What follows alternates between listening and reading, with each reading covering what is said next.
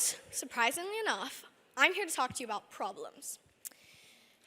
And I might be the most unclassified person to talk about this, but you know what? Maybe I'm not, so we're gonna go for it. There's abundances of problems in the world.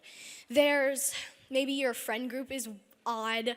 Maybe you have a lot of insecurities. Maybe you don't feel comfortable with yourself. There's so many different things. Maybe you don't like your career, or you can't seem to hold a job. Or maybe you can't, succeed in Mario Kart. I don't know. I worry a lot, and it's probably not my best feature, but I worry about my insecurities and acting and all of this type of things. But I think I have the perfect formula to solve these problems, or to rather turn them into not a problem, but something I can use, something I can harvest. So let's say, I don't know, I'm angry because I don't like something in my life. I can sit here and I can blame it on my mom, I can blame it on my father, I can blame it on I can blame it on the situation that I can't control. But in the name, I wouldn't be able to control the situation at all. So instead, what I have to do, is I have to take a step back and I have to say, okay, how is this my fault? Even if in no way it is, and everyone can see that, as soon as I can take responsibility for that, I'll be able to stop being the victim, stop having this problem.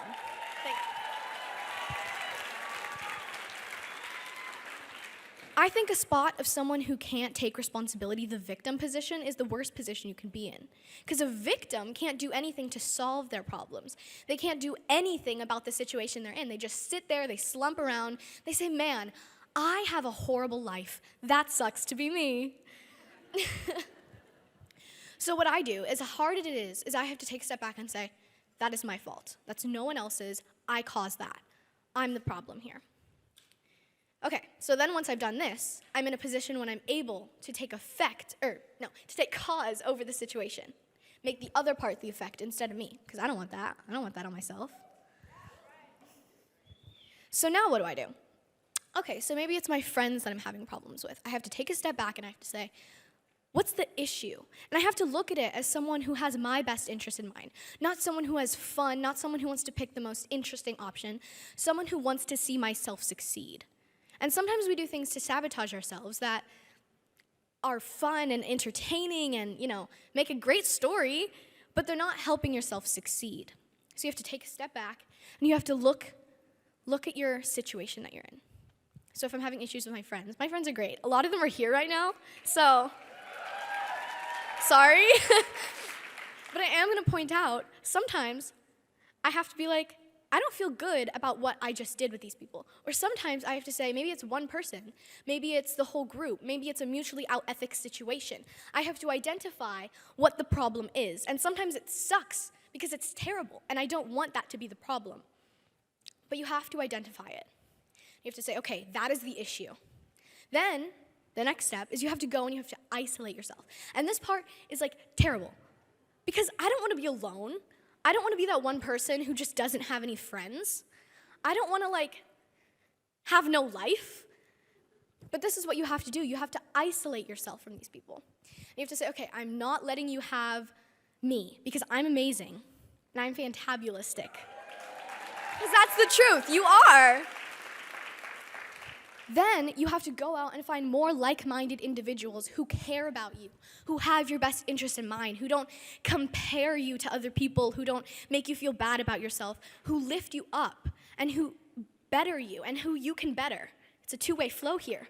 It's a two-way cycle. I'm insecure a lot. I'm a growing girl. I think that's kind of normal. I worry about the way my body looks, the way my personality is, the way I act in front of people, the way I talk, the way I walk. Everything can be criticized. But I have to take a step back. I have to say, I have to take responsibility for spending 4 hours on my phone looking at girls who use 10 million bajillion slimming filters on themselves. I can't compare myself, a growing 11-year-old girl, to a woman like that. That's not fair.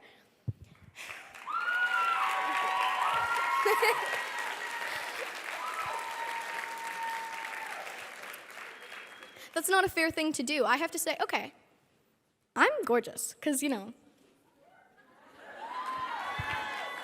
I won't say it. And I have to completely cut myself off from that. As much time as I love to spend scrolling through a dark, deep hole of social medias, I have to say, okay, I'm not going to do that anymore. I'm going to find a way to be the most comfortable and confident that I can possibly be, so that I can strut my way through the world and just be like, yeah, maybe my thighs touch each other, but that's not a problem for me anymore, okay? Thank you. Thank you.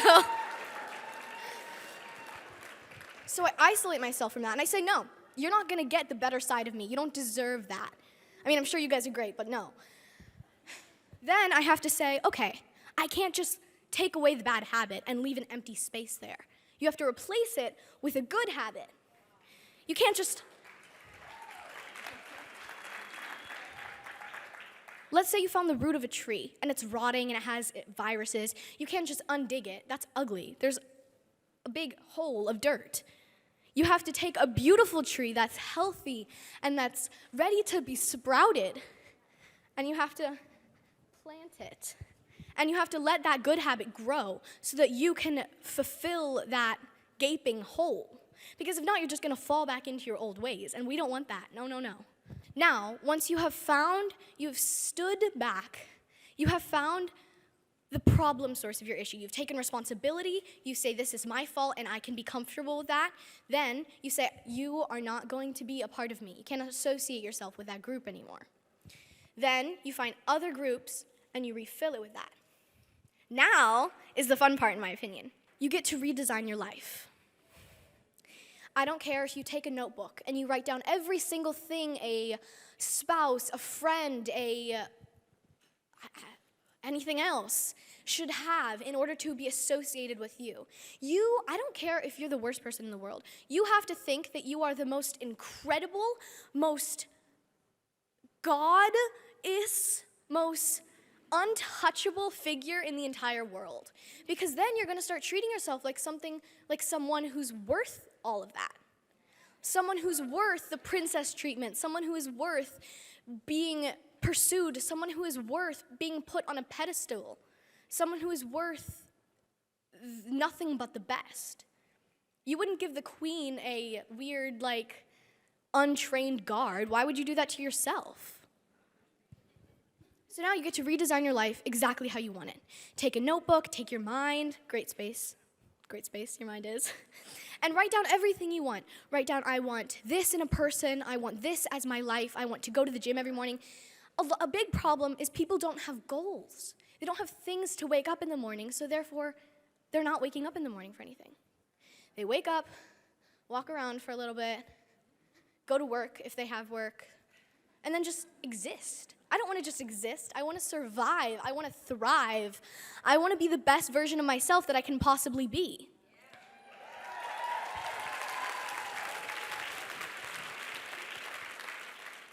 So part of the redesigning your life is you have to realize I need goals.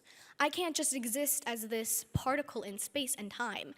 You have to have something to live for. I like people with abs, so maybe I'll wake up at 6 a.m. every morning and go to the gym and get abs, because why not? That's a goal, that's a purpose to work towards. So now that you've had your life redesigned, you realize that you deserve the best possible treatment that you can be given. You have to better yourself to a point where you actually do deserve that, not just saying it anymore. Moving on to the next step of deserving it. And I believe that you all deserve it now, but there's always a better part of yourself. And I love that because I can always work towards something new. It's not just I reach a certain point and it's this is me now. I don't have to change anything. I get to keep walking and keep bettering myself and keep enjoying that process of feeling fulfilled. So I guess the main takeaway of this nice little speech I prepared for you guys. Thank you, Mom. Love you.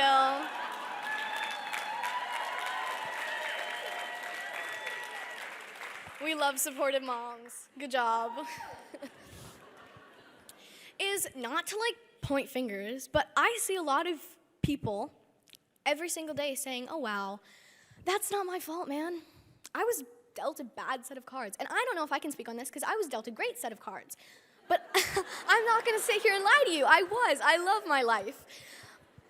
And even if you were dealt the terriblest, most inconvenient, most gutter set of cards that you could have been dealt, there's always a way that you can make that better. You have to take responsibility for that. Even if none of it is your fault, find a way. Maybe you did something that caused all of this. And even though that's painful and it's scary to confront that you could be the reason that you're not happy, what? No. You have to do it because it's the only way that you'll get to a place of where you need to be. I think a lot of you guys are saying, it's not my fault, it's XYZ's fault. This can't be on me, it's XYZ. You need to replace XYZ with YOU. It's you.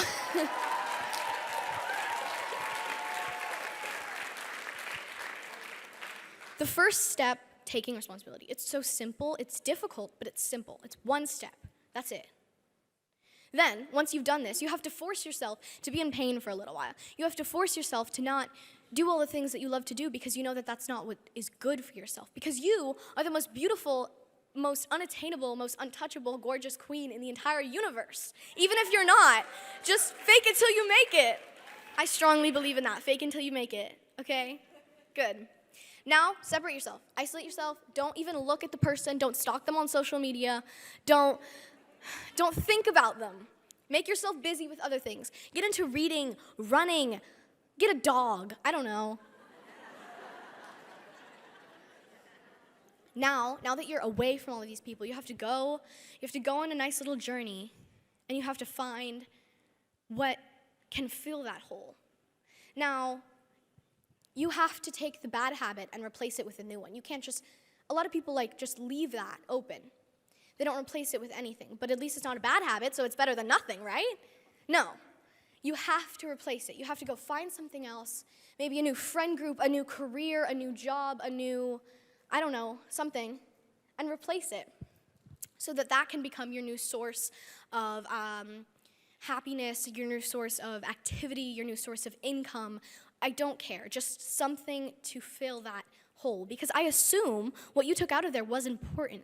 Friends are important, career is important, and even though you took out the toxic bad one, you have to replace it with something good, because you need those things, it's essential. Now that you have these things, you can redesign your life however you want it. You can make yourself a completely different aesthetic. I mean, women are so beautiful and strong, you could do anything you want to do. I truly believe that. The main takeaway from this is you need to take action. You can't just let your problems grow and tie you down. No, we're not gonna do that. We're going to be our own person. We can't let these problems and issues that we have just let them defeat us, because then they're winning. Those people that we don't like, that thing that we don't like, are winning, and we can't let that happen. I believe the most punishable thing you could do to someone who doubted you, someone who tried to hold you down, is flourish and prosper.